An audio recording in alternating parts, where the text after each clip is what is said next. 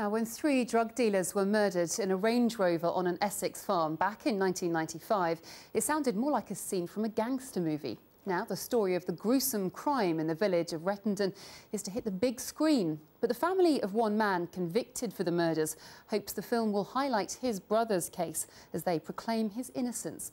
Our entertainment's correspondent, Brenda Manis, reports. In reality, the grim murders of 3 notorious Essex drug dealers in a Range Rover made national headlines, drawing attention to the club and drug culture of the late 80s and 90s.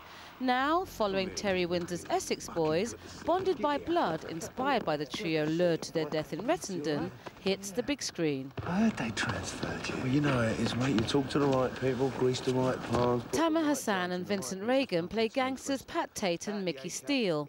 The film is based on the original book by Bernard O'Mahony, a former doorman and confidant of 2 of the murdered dealers, Tony Tucker and Pat Tate. For 15 years, I get countless people ringing me up, telling me how I'm going to die and why I should die, and because I've disrespected these people.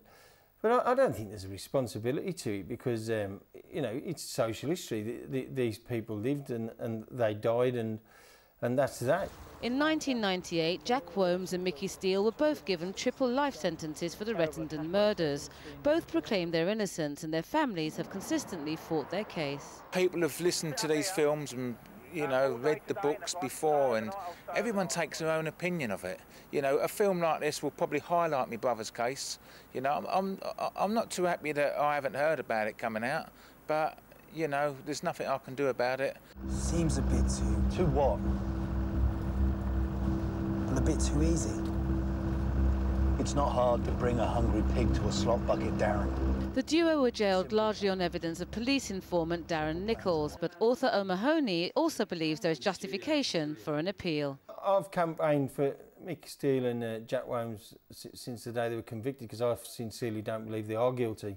They do still protest their innocence, and so, you know, they should have that say. However, the film we've done and the book and the script it's based on is done on what the courts have decided. So you can make your own mind up. Bonded by Blood is released on the 3rd of September. Brenda Manis, BBC London News.